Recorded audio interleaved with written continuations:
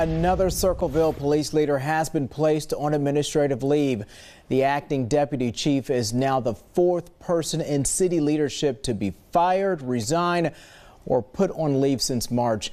Everything that could have gone wrong went wrong, and it was attributable to the lousy judgment of that cop. Speakman released K-9 Sarge as an unarmed Rose stood with his hands above his head, despite orders from multiple troopers not to release the dog.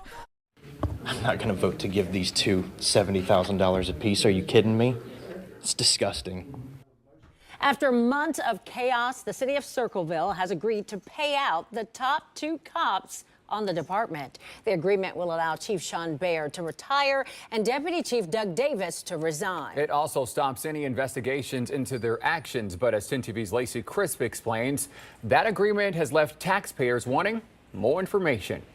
Circleville residents tell me they are concerned at the amount of money the city has spent in payouts in the last year.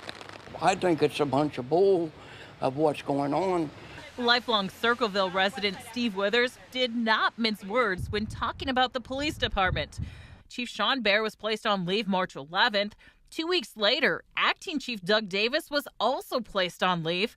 Safety Director Steve Wilkinson was hired and fired in a week. And I think a lot of people question as to what has happened. According to an agreement released by the city, Chief Baer will receive $70,000 from the department, plus more than $24,000 for unused accrued vacation and personal time. Deputy Chief Davis will receive $69,000, plus more than $14,000 for unused accrued vacation and personal leave. Both agreements also state the city shall cease its internal investigation into the allegations of potential misconduct.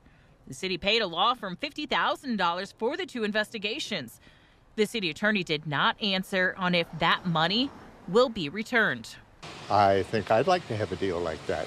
Last summer, the city of Circleville paid out former police officer Ryan Speakman $40,000 and truck driver Jadarius Rose $225,000 after Speakman released his canine on Rose during a traffic stop. Hold on, wait a minute. Let me say something. I just want to add this up right quick. My math ain't the best, but you know, these are pretty simple numbers. 70, 24, 69, 50, 14, 225. That's about, carry the 1 over the 2. That about right, that about right. That's about $392,000.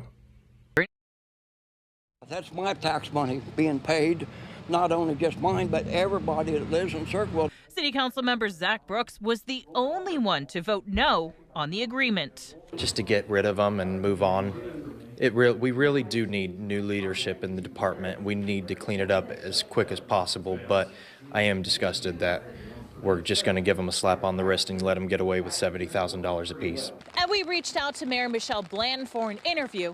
She did not respond. Tonight, there's no word yet on who or how the city will replace the top two leaders at the police department or replace the safety director. Administrative leave is not a new concept to the Circleville Police Department after their chief, Sean Baer, was escorted off property and put on leave in March. And just weeks later, the new acting police chief, Doug Davis, was also placed on leave. Both chiefs were accused of misconduct, intimidation, and harassment. In April, Baer and Davis voluntarily resigned and each received around $70,000.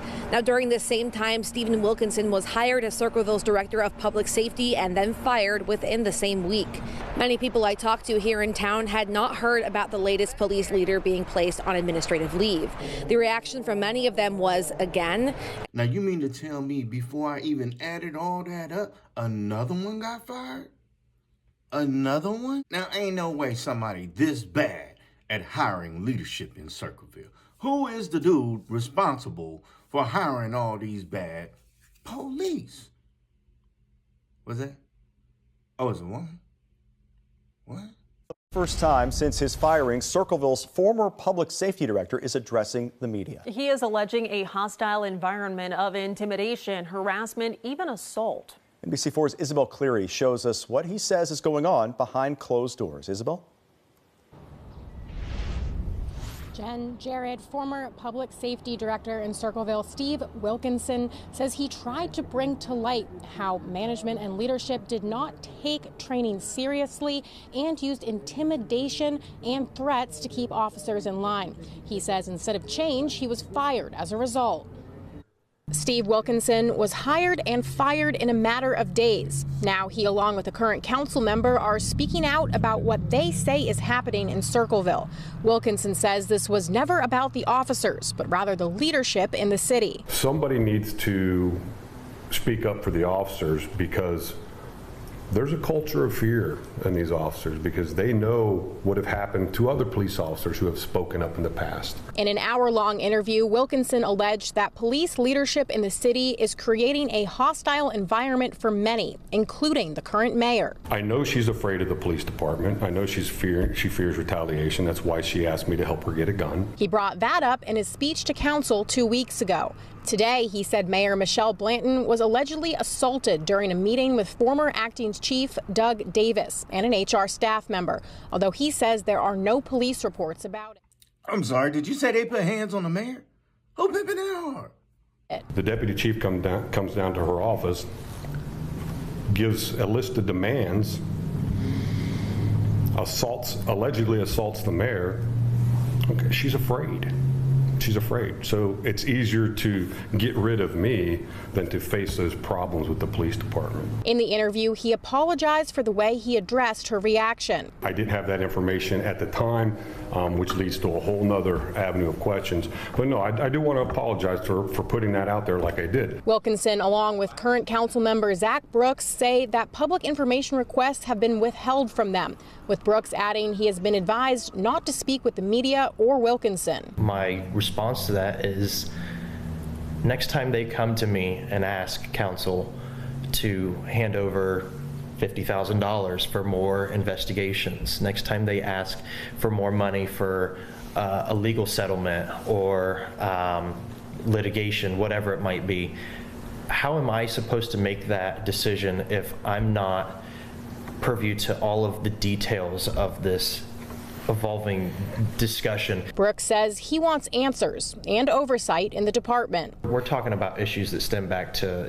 the 90s, the 80s.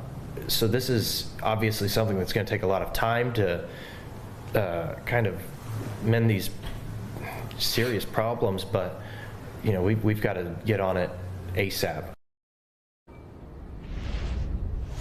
We have asked Circleville's mayor, other council members, and the police department multiple times over the last few weeks for interviews about these allegations. Most recently this morning, we have not received any response to our most recent requests. 5:30, the Circleville Police Department has announced that their acting deputy chief of police, Sean Farrelly, has been placed on administrative leave. This announcement was posted on Facebook within the past hour. The department saying this is part of an investigation. However, they will not be disclosing further details at this time in order to, quote, protect the integrity of the ongoing investigation.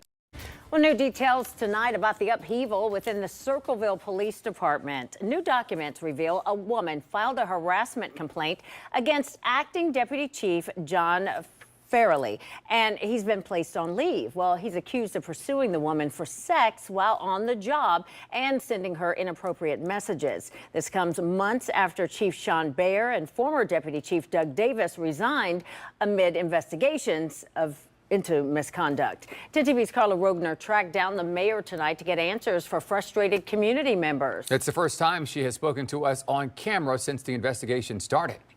We met up with Circleville Mayor Michelle Blanton at a meeting she's holding tonight to discuss the public safety levy. I asked her if the community should be able to trust its police department. She said yes. The mayor tells me despite the investigations, she believes the department is moving in the right direction.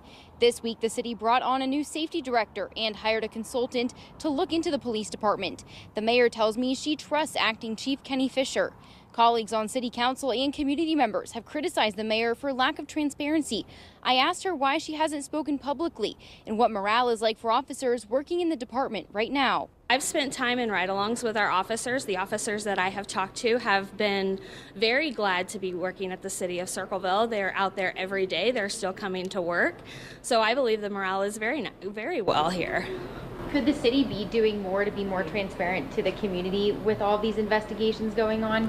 I think that is a question for the law director. These are legal matters, they're employment matters that require a lot of discretion, and they require a lot of confidentiality that, when able to be shared, will be shared.